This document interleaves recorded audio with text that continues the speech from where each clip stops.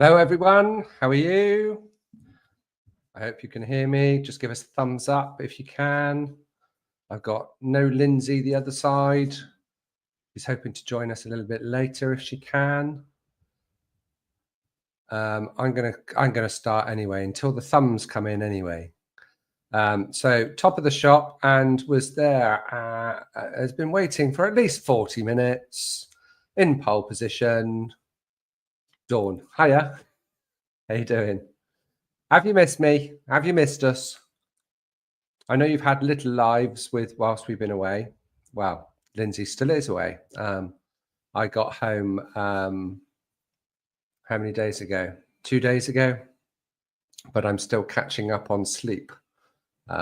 Yes, I'll tell you all about that in a minute. Hi, Pia, everyone. Good to sit down with you all. I mean, lying on the sofa. Have you got your puppy yet? He looks very cute. I've had 3 German Shepherds in my lifetime and I love them. And hi, Therese. How you doing? Hi, Dee. Good to see you. Kay Ellenson. Hello. Do you know, this is really weird that I'm talking to myself, really. Hi, Suzanne. How you doing? The marigold hands are really becoming popular now. I think you started something, Suzanne.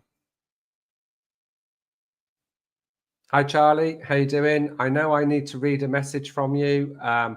My message box, whilst I was traveling, went like this, and I'm nearly, well, I'm days behind. So I will catch up, I promise.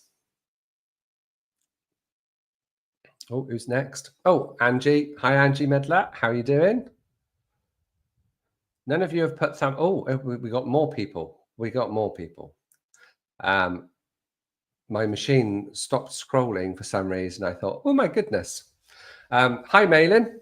How you doing? The lovely Alex. Lovely to see you here. And Jeanette. Hi, everyone. We'll have to listen on replay. Oh, well, that's just not good enough, Jeanette. That's absolutely fine. Hello, everyone from PA USA. Hi, Melanie. How you doing?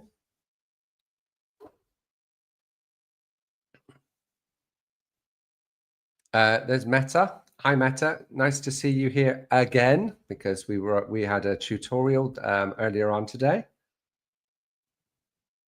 And there's Karen. Hi, Gary. Great to see you home. Cheers.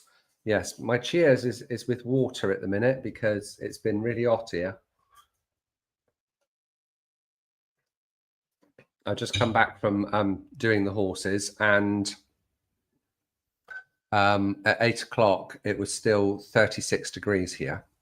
So it's been a warm one today. Rachel's just taken the boys out, the boy dogs, because old Baggins, my old girl, she can't quite make the walk anymore. So she's curled up next to me. So yes, it's great to be home. So Jeanette, I'm at the end of a end of year fancy dress barbecue at my riding centre. I'm disguised as a cat. Now that is an image that I want to see, Jeanette. Now, if you're not happy to post it in the Phoenix group, I need to picture. Send it to me. I might just broadcast it everywhere. Yes, Puppy has been with us 4 days now. Brave, smart little boy sleeping at my feet now. Oh, bless. Michelle Mannery, howdy everyone. Yes, great to be back, Dawn. Now, shall I tell you about my trip? I was away for 3 weeks. It was a car drive to Poitiers, which is about an hour, then a fast train to Paris, then a taxi from the other side of one side of Paris to the other side to Charles de Gaulle Airport. Then we had a couple of hours to wait, and then we had a 4-hour flight to Iceland, where we had a 2-hour stopover in Reykjavik. Not that we could escape from the airport because it wasn't long enough. It was much cooler in Iceland. Funny that. And then we went from Iceland to New York, and it was a small airport called Stewart. And we were staying not far outside a little place called Cold Spring. Lovely place. Absolutely enjoyed it. Had a visit to New York, and I'm talking about this as it's going on, and that New York visit seems so long ago now.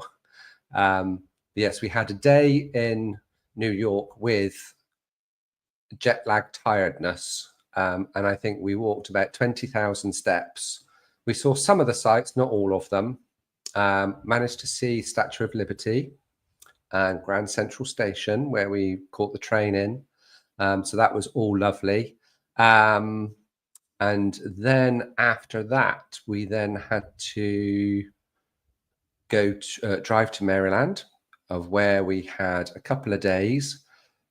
Lindsay and I spent a day in the house. We were editing new videos for the school. So whilst we were away, it was full on work too. Then we went to see the venue for the training camp. We had a week-long training camp with a workshop straight after. So that's 8 days of teaching, one after the other, which was awesome. Everybody in America made us feel so welcome and were so attentive. Not that everybody isn't attentive when we teach, but it was a lovely, for me personally, first visit to the US. Absolutely loved it. And then after we finished at Maryland, we had Tim and I then traveled to Pennsylvania, but of course Lindsay and Asher went off down to Florida to spend a couple of days with Linda Pirelli's protege. And then when they came back, it was all full on for the Pennsylvania workshop. Again, a lovely place. We were in the middle of nowhere, and we had a creek that was about 45 feet from the back door. So whilst I was waiting for everybody to catch up and come back from Florida and everything, that was my office for a couple of days, doing trim tutorials. And I saw some eagles and some herons and egrets and fish jumping in the creek, and it was just awesome. It was fabulous. And then after the Maryland workshop, we had to leave straight away. We traveled a couple of hours down towards back to New York because Lindsay and Asher and Tim needed dropping off at Newark Airport. And then I ended up having to go all the way back from Newark, which is just outside Manhattan, I would say. I'm not sure whether the locals would call it that, but that's where I was. And then I had an hour and a half drive up to Stewart again to get the plane home and do all of the same in reverse. So from Stewart to Iceland, Iceland to Paris, Paris one side to the other, then a fast train to Poitiers, where my lovely wife picked me up to go. So I had 40 hours of being awake, 40 hours traveling, and I had 2 cat naps of about an hour each. My brain was fried. I'm not afraid to say that my brain was fried. So I keep having to have little cat naps because my brain goes to fog, but I'm fine at the minute. Okay, so let's see who else we've got in here. So we've done that. That's the fancy dress. Then we have, hey there from Philadelphia. Hiya, how you doing? Photo published on the Phoenix Way group. Okay, we'll all go and have a look at that in a bit. It's wonderful that you are spreading the word across the pond. It really is hoofing marvelous. Thanks, Dawn. Great job. We Love Pets 100. Haha. That was like my 30 hours non-sleep arrival to the workshop. Yes. Yes. It happens. And that was with no delays, I have to say. Well, I had a 30-minute delay on one of the trains on the way back, but that's nothing, is it? Oh, everybody's going in and having a look at Jeanette. So should I go in and see if I can find it? Let me just bear with. I'm going to have to go in and try and find this now. Let me refresh my screen.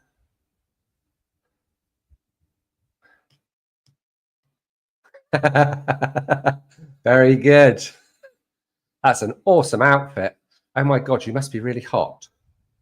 Jeanette must be really hot. Now, now I've got to go back to, hold on, I've got to go back to StreamYard, then share my screen. Let's go to a window. Oh no, it's a Chrome tab. Oh, which one is it? That one. There we go. Here she comes. What an awesome photo. Have fun. Right, let's come back to you lot. Okay. And then we got, wow, you look fantastic, Jeanette. Margita, hello. Good to see you. And Megan Triggs, welcome home. Hope you enjoyed your travels. I did, but I have to say, I'm really quite glad to be home. It's lovely to see the horses, the dogs, my good lady wife, not necessarily in that order, you understand? Saying that, if it was the other way around, I would definitely be last. Yes, it's been great. It's been great. So what we're going to talk about today, I think, because there's been a little bit of controversy in and around social media, and it's a hot topic, and I'm actually quite pleased it's a hot topic, to be perfectly frank, because it means that people are talking about it. And that is the confusion of the term laminitis. So you tell me what you believe the term of laminitis or founder is. So stick your comments in the post, because there is much confusion about laminitis and the term. Part of me thinks that the term should never be used again, because it's got so many connotations to it that make things really confusing for people to understand. And historically, people have associated medical conditions to the term laminitis, when in the true sense of the word, laminitis is inflamed lamina. That's it. And what causes that inflamed lamina? So that's where the confusion comes in. So what does cause inflammation of the lamina?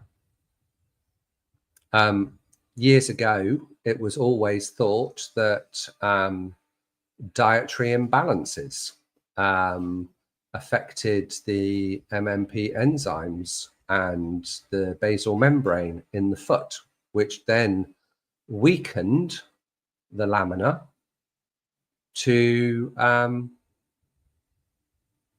then cause stretch and potentially the rotation of P3. That's not what we're seeing. And even the guy himself that everybody followed with that science, and don't get me wrong, that science was very clever, being able to follow those MMP enzymes and the basal membrane and doing all that histology work, that was groundbreaking in its time. but it was associated with diet and management, or diet in particular, and overload. But when you actually scratch the surface, and in actual fact, he's come out and said that he doesn't believe that it's directly caused by diet anymore. It's actually a downward event. It's caused by trauma. But then what would that trauma be? So what we're seeing is P3, or the foot in its whole entirety, is out of balance. And then that causes a mechanical tearing. Now, people are going to say that you said that there was no mechanical tearing at the toe. Well, there isn't, because it's not at the toe, it's at the coronet band, because P3 is out of alignment. It's hyperpositive, or going more positive. So when you have P3 going out of alignment, it starts, because the horn can't actually, the horn can only grow in one direction out of the coronet band from the papillae. So once you've got that horn that's growing out and P3 is twisting, then it's tearing. Tearing, is that the right word? It's putting strain on the hoof and the hoof capsule, on all of that internal structure at the front of the foot, and to a degree all the way around, because it's not in its alignment. Okay. So it is mechanical. And how do we fix it? Now, I was talking to one of our students where it was doing one of their finals, and he summed it up perfectly. He basically said laminitis, and I'm talking about rotation, is a man-made problem. And if you've got the right person, it can be a man-made fix too. Because when the heel goes up and the toes are chopped, or the heels go up and the toes are not chopped, P3 is in rotation and therefore putting a strain on the connective tissue from the top of the foot, not from the bottom. That doesn't happen. Because as soon as we rebalance that foot, everything at the top starts to grow in at a better connection. So when you have that strain on the internal structures, those internal structures cannot repair. So once you've got stretch, it can't ping back into place. That can't happen.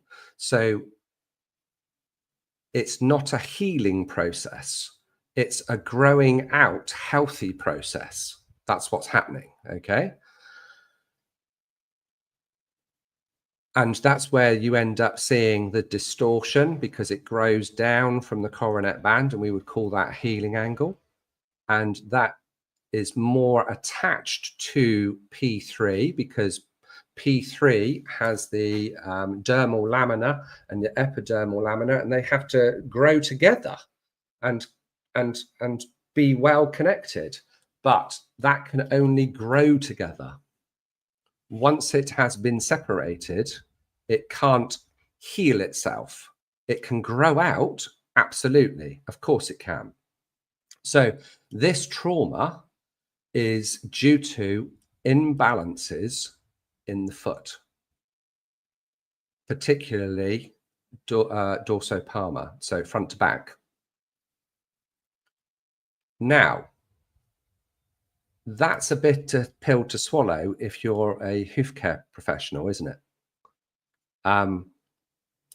Me too, because I've had horses that have had separation, and quite consistently with separation, And I wonder now whether I was trimming those feet correctly. But I was always told or always taught, or a lot of people were always taught, to trim to the hard sole plane. And that is a very good guide and is always the first port of call. I hope you can't hear my vacuum cleaner emptying. So trimming to the hard sole plane and balancing the foot is the first port of call.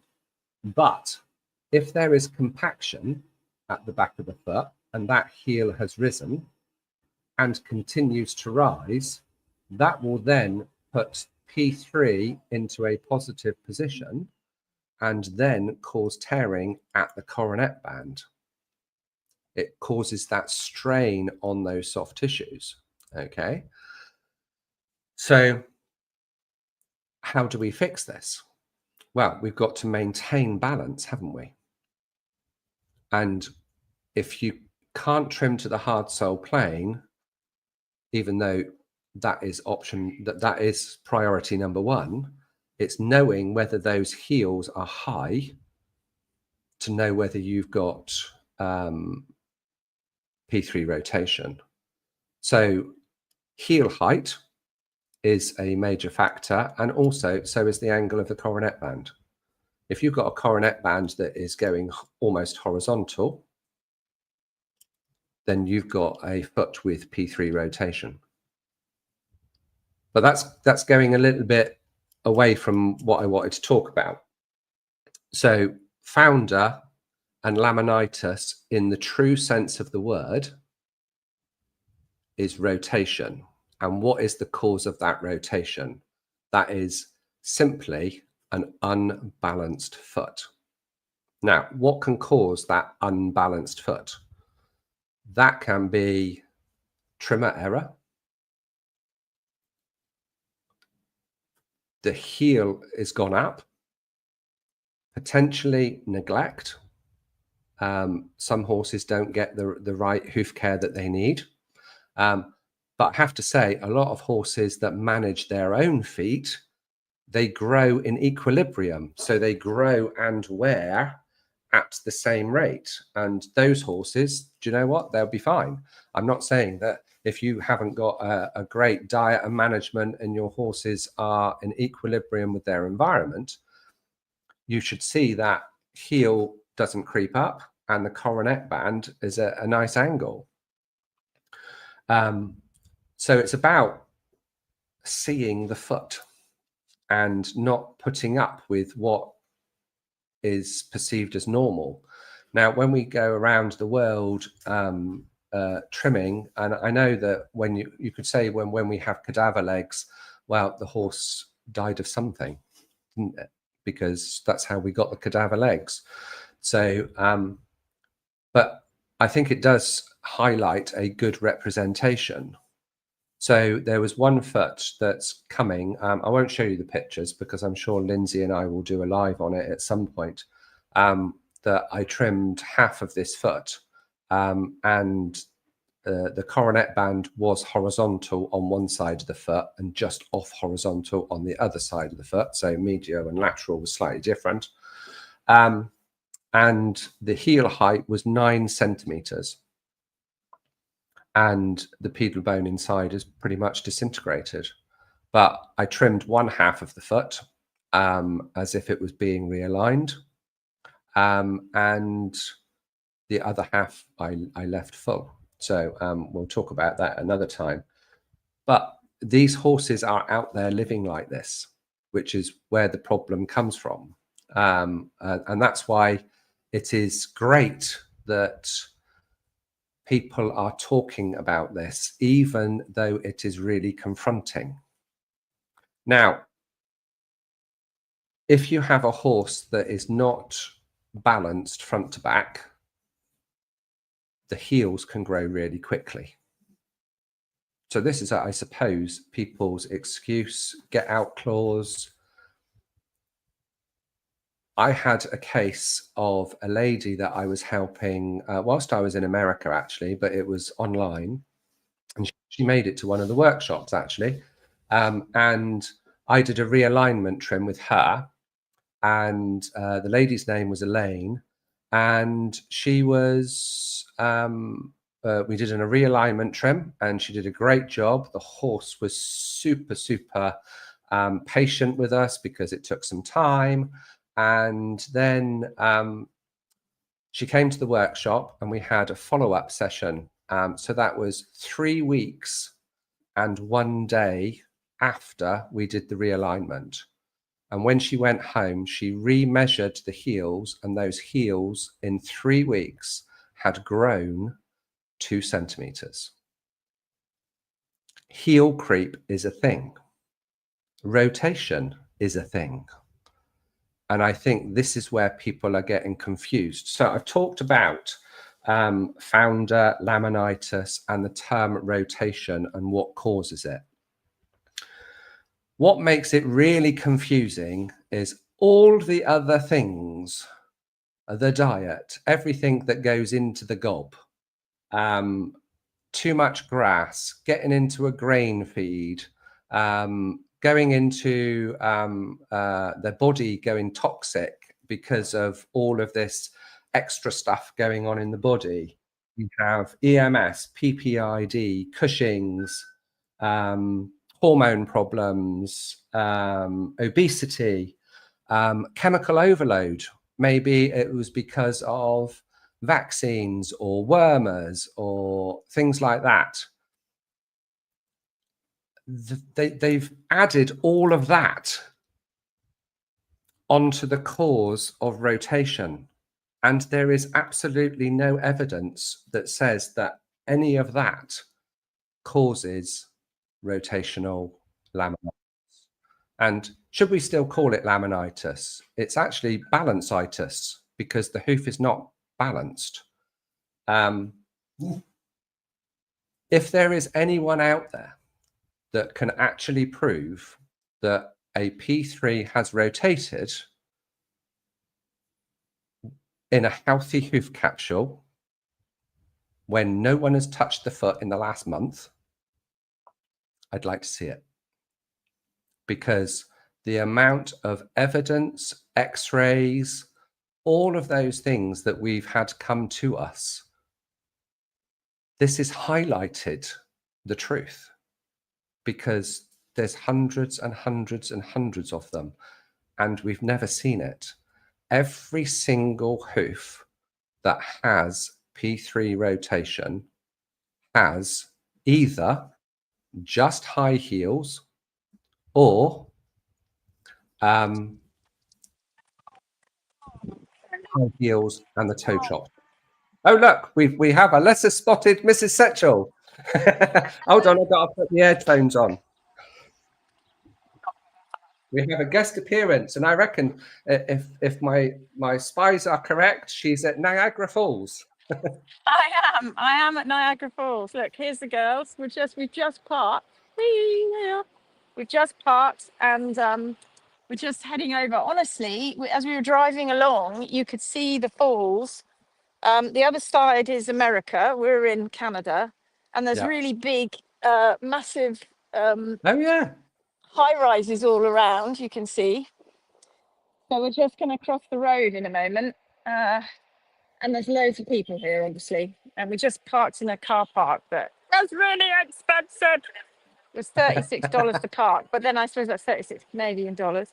Yeah, it's warm, super warm. But it's really rather nice. We've been in the car for I'm dying for a pee. It'd be a short chat then. We've been in the car for about a couple of hours, because we drove from Kitchener right past Toronto, right down to here. And I've just caught the tail end of what you were saying. I was just listening in. Oh yeah. You can smell the river, the water in the air. So I'm just going to go over here and show you this incredible plateau of water, which is crazy. I never really imagined that you've got, it's like a huge, massive plateau of just really rocky water. hang on a moment, if I turn it round, and you can see where it's going off the edge. Hold on, let me get there. It's amazing. All right, you ready? Sounds fantastic. I don't know if you can see that. Oh my God. Oh, So let it's me like get this rid of me. massive Oh, let me put you plateau on. of water.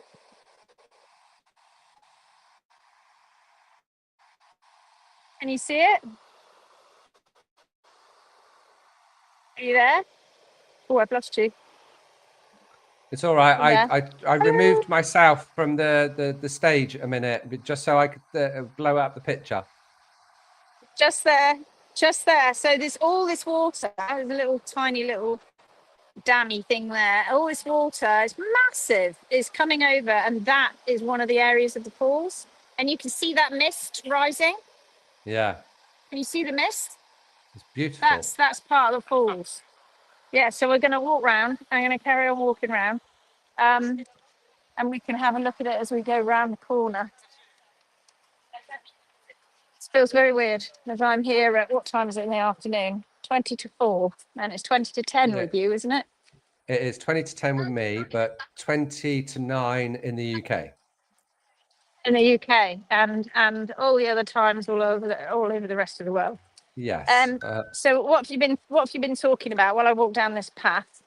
What I was saying is, after a few chats, and it seems to be hot topic right now, laminitis and founder, and how it's almost every other medical excuse known to man is absolutely is attached to the term laminitis and founder. And it was just me really highlighting what's what, and should we change the name? Shouldn't we change the name? And well, in the true sense of the word, laminitis is inflamed lamina, and that's exactly what happens when the foot is out of balance. So we should keep we should keep the word. We should keep the word. It's not the word has been linked to cause. Yes, and, exactly. All the wrong causes. The word should really be just linked to the actual symptom, and that symptom is laminae being torn because the destructive forces of tension and torque in the capsule between the capsule and the sole. That's the problem. But then when we see these on x-rays, I mean, you just kind of come up with any old excuse. Every excuse under the sun is what you're going to come up with. And everybody's been just stabbing in the dark. And they see it, they take an x-ray, they see separation between the dorsal face of P3 and the hoof wall. Yeah. And the immediate response is, well, give it whatever you like. You know, the owner will say to the vet, oh, it was a recent vaccine, or it was a recent wormer, or the vet will look at the fat horse and go, it's overweight, until you get the situation. So those are all easy excuses. Easy excuses that you can correlate, that have nothing to do with the cause. But because the vets have not been taught about balanced hoof care, honestly, they don't know what heel height a horse's foot should be. No. And it seems the rest of the world doesn't either. So because of that, we just had somebody commented on one of our posts that said, get those heels up. You're like, what? Yeah, should be. And I said, well, what height do you think the heel should be? 2 inches. What are you doing? 2 inches? That's ridiculous. Anyway, centimeters. Look, I don't know if you can see here. We just look. Can you see? Oh yeah, beautiful. You can feel the mist. The girls are just taking lots of photographs. So if the reason that the world said there's so many different triggers is because they haven't got the answer, and the answer simply is imbalanced hoof care. So if a horse doesn't fit into the classic, it's overweight, laminitic, crest, getting fat, it's been getting fat a while. It didn't just get fat overnight, and overnight it got laminitis. It's a tipping point. These horses get to a tipping point, and the tipping point isn't how much more sugar they can eat, which is bad for them. The Of course tipping it is. point is horses' hooves constantly grow. As I came in, I heard you talking about Elaine's horse that had gone up 2 centimeters. Was it something like that It was in 2 just centimeters in 10 3 days? weeks. Yeah, 3 weeks. And 3 weeks. why did it go up so quickly? Because it doesn't have the counterbalance of It that doesn't toe, have the because the toes, counterbalance to the toe because the toes were removed. because the toe's floating. Right, exactly that. Right, hold on. I'm just going to turn around. Look at this. Here we are, folks. We're at Niagara Falls. Can you see? How lovely I is can't. that? I can't really see you because it's too bright. But can you see the falls? Yes, I can. Yeah. Unreal. And then over there, there's more. We're going to go and see if we can find a boat, and as we go down, we'll see the bottom of it. I think I don't know where the girls are. They're taking photographs of each other's. Oh, they're Oh my posing. I'll god! see them It's a later. it's a completely different. It's a completely yeah. You will. It's a completely different vibe, Gary, without you and Tim. Now I've got my 2 girls with me. It's a constant loud disco in the car. And a little bit of bickering going on every 5 minutes. Park over here. No, park over here. No, park. I just sit in the back. I don't get involved. Yeah, they're adults now. They can sort it out. Absolutely. But yeah, so I remember years ago, I remember when Sonny was going through all of this Yeah. laminitis, and I was told it was all to do with the grass. Sure, Sonny was overweight, but he'd been getting overweight for ages. It wasn't just a very quick thing. He hadn't been on the grass, 5 minutes, and suddenly he went over. And it's really confronting as well, this, because obviously the world, if we say this, the world will just turn around and say the following. Oh, well, what are you saying? Owners should just go and put their horses back on grass again? Well, no, No, not unless you that's want not them to what we're get sick and saying. metabolic. And but grass does make horses metabolic, but it's not the hoof killer you think it is. It's a It's different not killer. right. It's a It's a different different. killer. Well, the sad thing is, it doesn't bloody kill them, does it, Gary? Because Well, horses the hoof can care wander. doesn't. No, No, the rotation doesn't kill them. no, For sure. That just creates prolonged suffering. that's right. And people say, well, no, because the sugars in the grass are going to cause inflammation in the body. Yes. Correct. And therefore it's going to cause inflammation in the feet. Well, we've got no evidence of that. None. No. No evidence of that. And if the inflammation is going on in the feet and you say that your horse is footy, let's have a look at the hoof capsules, because I guarantee the hoof capsules have gone out of whack. And why do horses go up and down with their footiness? Why do horses go up and down with their laminitic attacks? Because their hooves grow, because humans are involved with those hooves, and because humans trim them, right? Yes. And you've only got to look at the recent workshop that we were on last weekend, and there was one cadaver foot that we found, just one, in the entire workshop of 60 plus horses that was within its natural parameters before we trimmed it. Just one horse, Yeah. one foot. One horse, 1 foot. And all of those horses, 60 plus feet, will have all been trimmed by lots of different people, from farriers to trimmers to hoof care, to other hoof care professionals, i.e. vets, etc. I got to keep an eye on the girls, otherwise I'll lose them. And I'm getting wet. It's very nifty.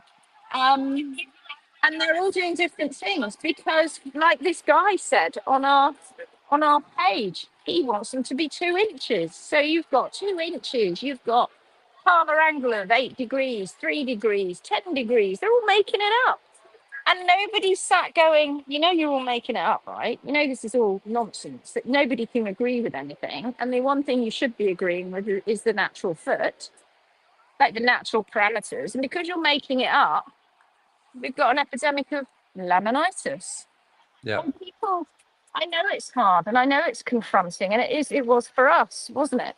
Well, it certainly wasn't easy, but when you end up seeing the amount of x-rays that we have, and I suppose having a little bit of an open mind, you think to yourself, oh my God. And it's almost that we've gone out there to find it.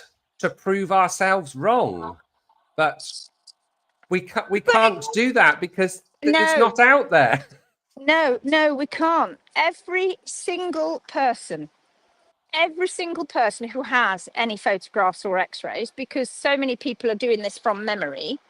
Yep. Oh, my horse got an acute laminitic attack, definitely was diet, it definitely was a vaccine, it definitely was this, that, and the other.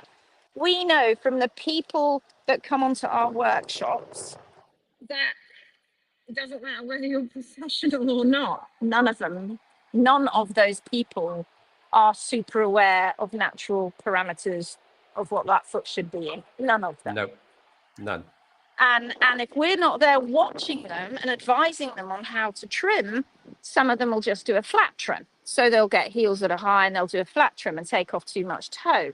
Some of them will leave too much heel and take too much toe, and some will leave too much toe and take too much heel. And try at level balance right there in that sweet spot of where it needs to be is not easy. And of course, the longer the horse is in this state of lameness, state of suffering, the harder it becomes to find the sweet spot. Why?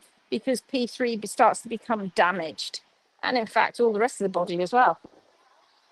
Can you see this if I go like this? Oh yeah, look at all the mist.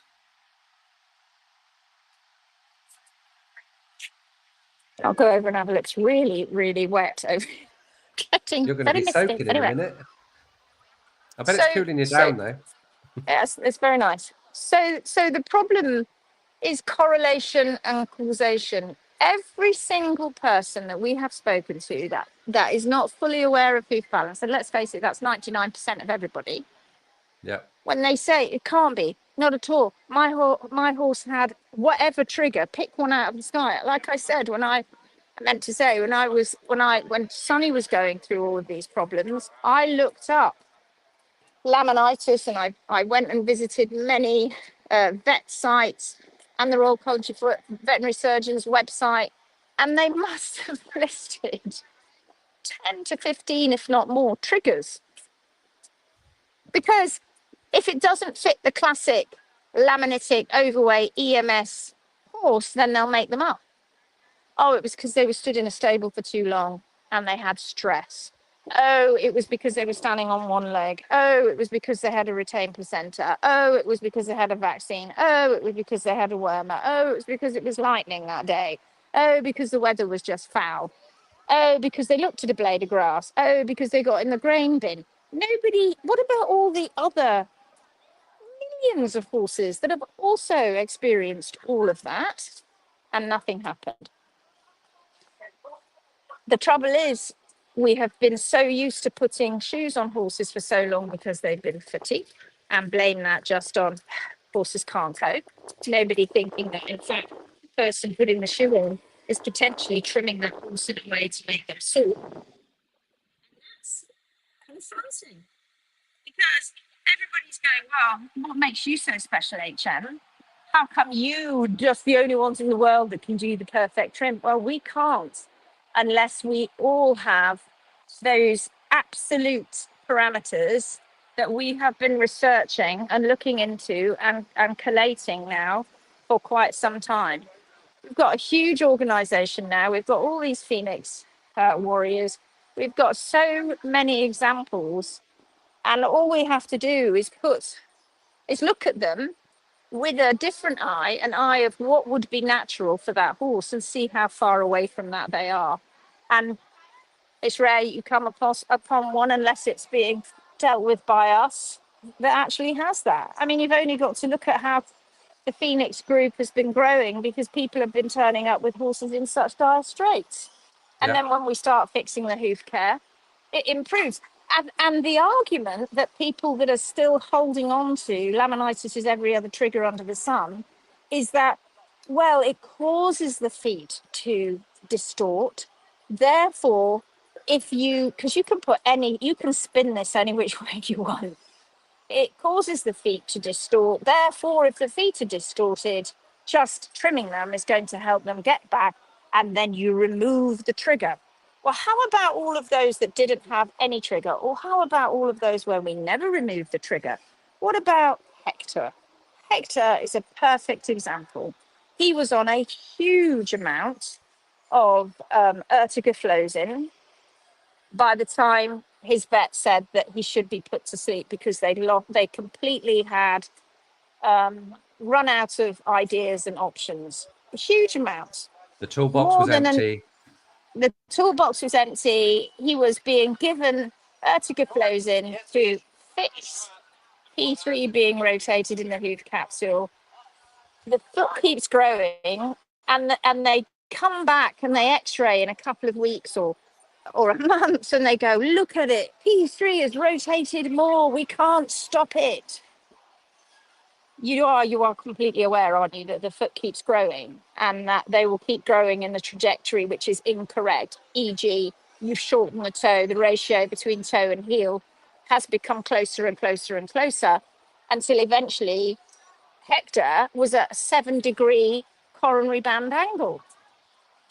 And when Bethany finally trimmed him, he went down to 27 degrees, or up to 27 degrees, whichever way you want to look at it. Coronary band angle looked like it was going down, of course, if you want to look at it. It's just terminology, but 27 degrees. So close to that absolute perfect parameter of 30. Now, how do we know that it's 30, that's the sweet spot?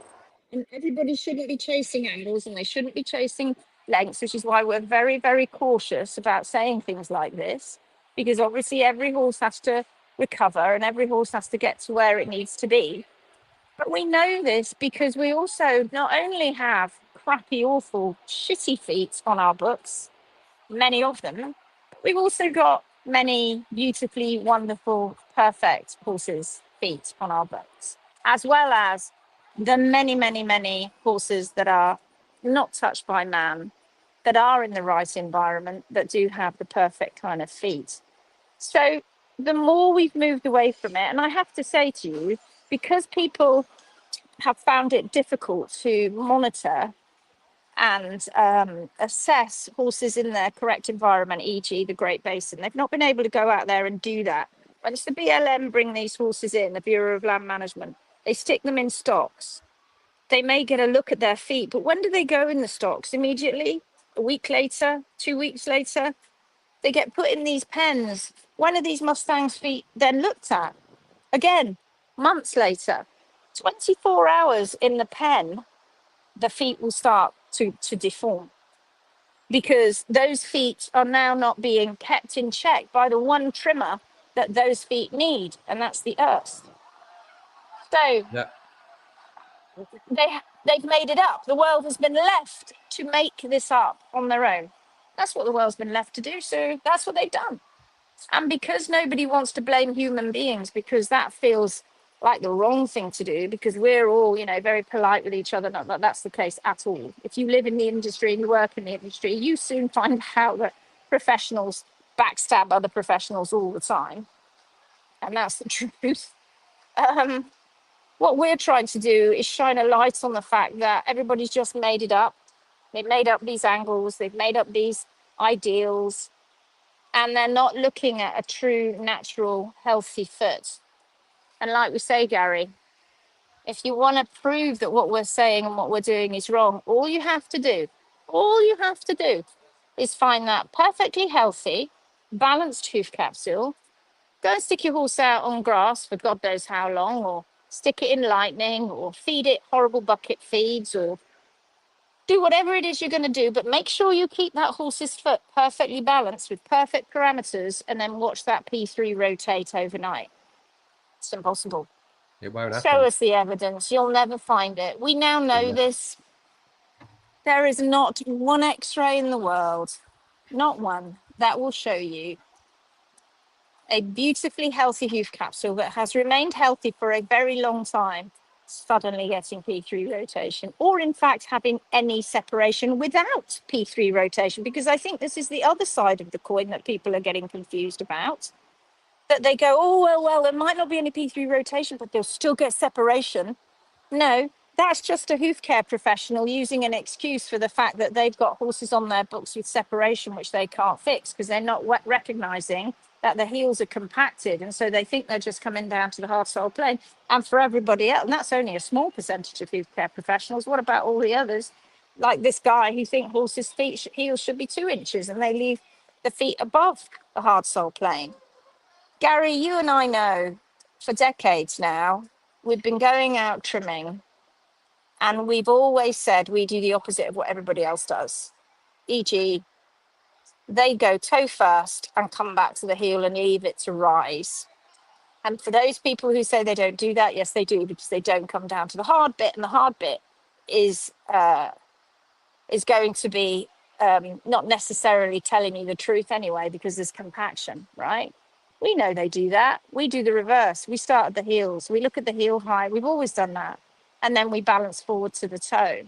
And if that toe's been removed because that horse is suffering, you have to let Well, the you toe can't grow. balance. Yeah, you've got to wait. But the confusion lies where people have not been able to ascertain what is natural, because they've all been left to make it up. They've all been left to make it up. The world has just gone, well, I have no actual baseline, so I'm just going to make it up. So they've just made it up.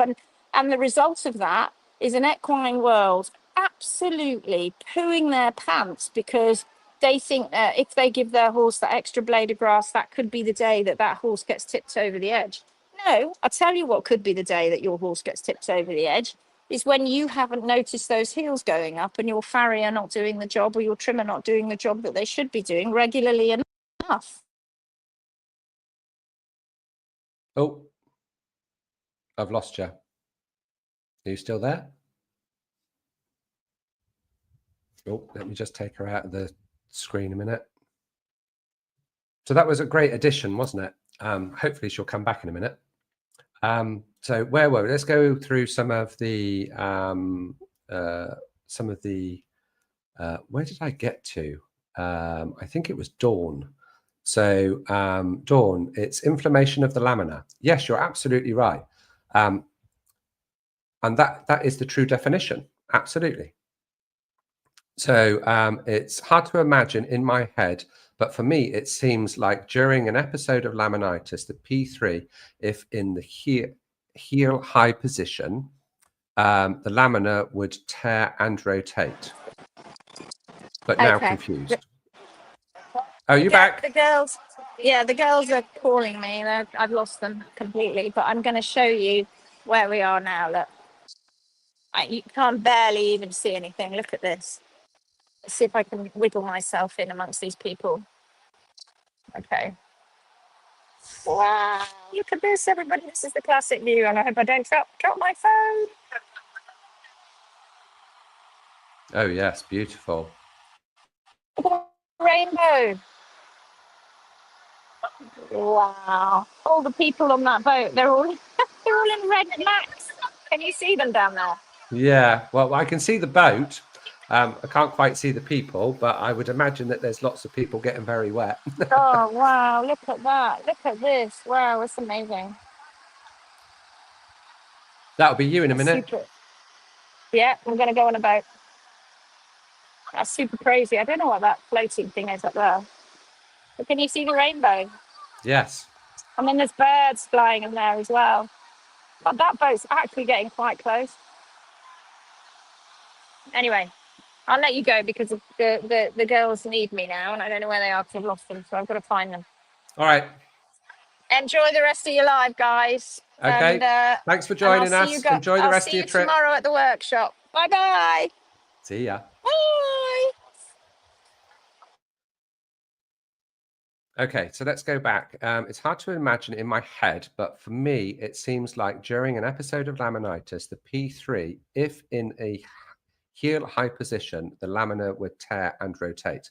Well, yes, the tearing is happening at the top of the coronet band, so at the top of the hoof wall, whereas always before, and the reasoning, the old reasoning, the outdated wrong reasoning that the toe was being chopped is because they believed in lever forces, and a lot of professionals still do believe in that, but that's not what happens. Because how can it happen when so many of our rehab cases, we grow the hoof wall down to the ground particularly at the toe. And when we have that balance, it grows out. So therefore, how can there be lever forces, particularly when these horses are sound? There can't be, because P3 and the hoof capsule is balanced. It may not look it, because when you've got that distortion with the high heel, when we bring the heel down, the distortion becomes more visible. It's an illusion. When the foot was up here, the distortion was already there. When you bring it down and the healthier tissue, horn, and everything is growing in from the top, it highlights the distortion that was there before. Okay, so I hope you're not confused now. But it is a hard thing to comprehend. And like Lindsay was saying, everything is associated to laminitis when they take an X-ray and they see rotation. If there's one thing that every horse owner on the planet should get used to doing, and that is taking pictures. Taking proper pictures after every single trim. That's exactly what should happen. And you keep a file, and every time somebody comes and messes with your horse's feet, and I say messes, and it could be a professional job, don't get me wrong, works on your horse's feet, let's put it that way, take pictures. We do, all our students do, our pros do, because it really helps to mark progression. And if things start going wayward, you can go back to where things were good and see what the difference is. It is just about gathering data. That's all it's about. That's all we've done. That's all we've done. Okay, so Jeanette's saying thanks, Dawn. Gavin Ranch say hi, howdy there. Hiya. Michelle Mannery, inflammation caused by trauma is laminitis. Exactly. And that trauma is the imbalanced hoof capsule. That's basically what it is. Yes, I know, Megan, that 9 centimeters, isn't it? So we've got 2 things that happened on our Pennsylvania workshop. And I'm talking about the Pennsylvania workshop because it's fresh in my mind. It's the one that we just done. We had 1 foot that fitted within the realms of natural parameters, and we had all the rest were outside, of which there was at least 1 horse that had 9 centimeter heels and a coronet band. I think it was of 2 degrees. So much so that even the quarters, where the hoof comes around at the front, the coronet band was dipping in. Well, the coronet band wasn't dipping in. It's just the quarters were high, so it made it look like the coronet band was dipping in at the front of the toe. And yeah, and the heels were at the same height, which is mad. And the pedal bone inside, when we cut into the foot, was reduced by about 50%. And it had sole, and it had hoof wall. It had protection around it. That horse must have been in absolute agony. Poor thing. Then we've got everybody saying hi to Lindsay. This is the best travel channel. I'm sure Lindsay will show more. She's got another 2 weeks. Horseshoe. Not sure what that's for. Sorry, I'm a bit slow. Hi, Ulrika.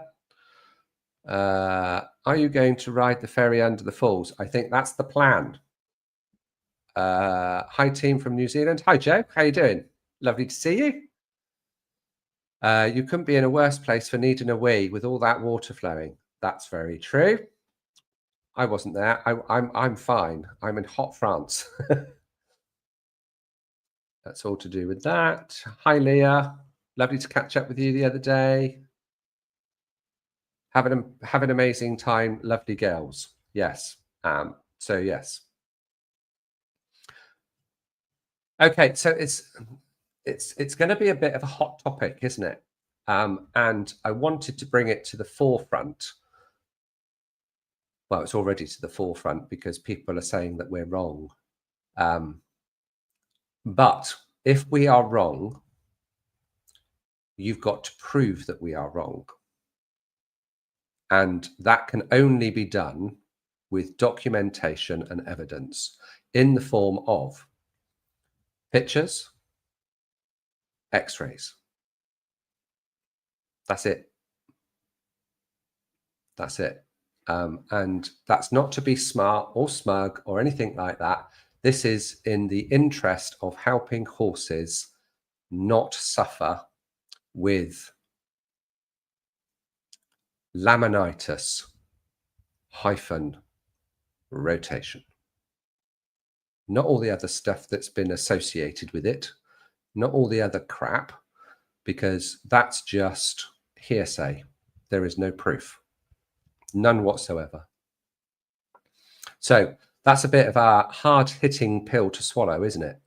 And that is the reality. It is hard-hitting. But just because it's hard-hitting, should it mean that we should ignore what is true? And on that note, I'm going to leave you. I've been on an hour and 1 minute, which is blimmin' marvellous. Thanks to Lindsay for taking the time out from her girls to join us. And yes, if you want to learn more, come and join us in our private Facebook page, The Phoenix Way Path to Hoof Health. And you just have to agree to the rules and answer the questions. You probably heard that from my good lady wife. The fog of what do they call it when you travel? Jet lag. The fog of jet lag is coming over my eyes. I'm glad my wife's here. She's my responsible adult.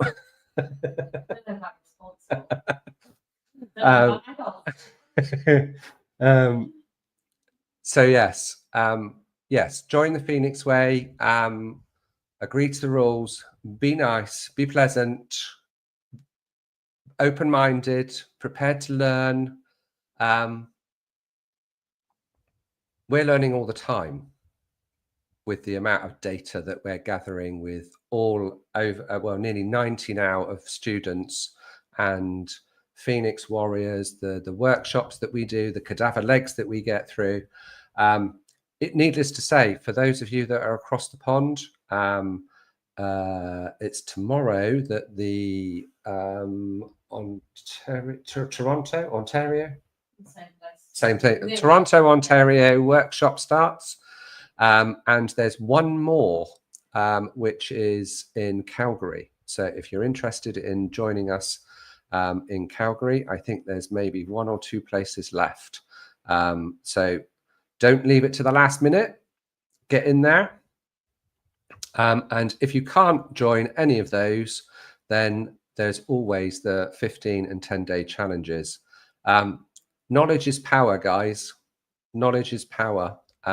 Even if you're not willing or able to do a certain amount of trimming yourself on your horse's feet, knowledge is power, which means that you can actually advocate for your horses when hoof care professionals come to visit you. That's really what we're about. It's being empowering owners to be able to do the best for their horses. So come and join us. And thank you very much for watching. It's been a pleasure. See you soon.